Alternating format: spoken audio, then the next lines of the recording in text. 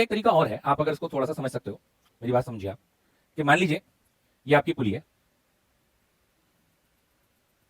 ठीक,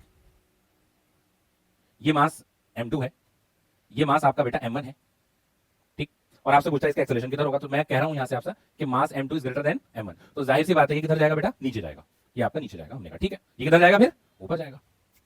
बात समझ में आ रही है? ठीक है, अब आप मुझे बताओ इस पर अभी कितना फोर्स लग रहा है, बहुत ध्यान से समझो, मैं समझाना चाह रहा हूं आपको, ठीक है।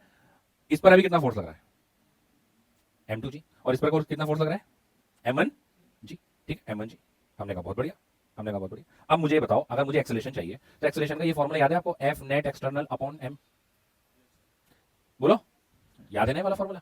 नेट फोर्स का मतलब क्या हुआ, बड़ा फोर्स माइनस छोटा फोर्स। अब मुझे बताओ अगर आप इसको एक पूरा सिस्टम मान लो, इस पूरे को सिस्टम मान लो, तो जो आपको एक्सटर्नल फोर्स दिखाई दे रहा है एक तो वो m2g दिखाई दे रहा है और एक कौन m1g, टेंशन और जो इसकी टेंशन है वो अब इंटरनल फोर्स आ गए हैं, और इंटरनल फोर्स हम इस फॉर्मूले में लिखते नहीं है। अगर मैं इस पूरे को सिस्टम मान लेता हूं, जब मैं एफबीडी बनाया था तो मैंने किसको सिस्टम माना था, इसको अलग सिस्टम माना था, फिर इनके मैंने टेंशन वगैरह दिखाई तो एक्सटर्नल फोर्स दिखाई दे रहे थे। लेकिन जब मैं इस पूरे को सिस्टम मान लेता हूं, पूरे को सिस्टम मान लेता हूं, तो मुझे क्या दिखाई देता है कि जो मुझे फोर्स दिखाई दे रहे हैं वो कितने हैं, एक m2g है और एक m1g है। अब ये m2g नीचे जा रहा है, किधर जा रहा है बेटा, नीचे जा रहा है। अगर m1g ना होता तो ये और ज्यादा तेजी से नीचे जाता, बोलो फटाफट चले जाता। इसका मतलब अभी से कौन स्लो कर रहा है जाने से, m1g स्लो कर रहा है ना, तो आप ऐसे लिखोगे बेटा इसको, acceleration is equal to m2g जा रहा था नीचे, रोका किसने, अपॉन में टोटल मास।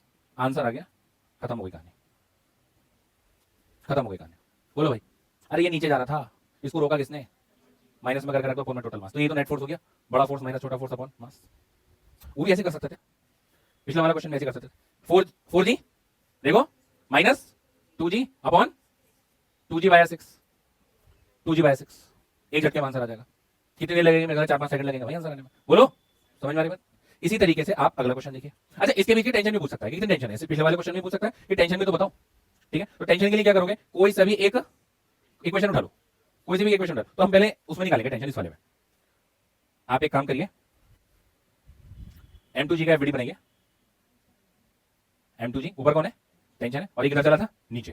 तो आप कह सकते हो भाई m2g minus t is equal to m2a, a की वैल्यू डाल दो यहाँ पर, ए की वैल्यू डाल दो जल्दी से फटाफट।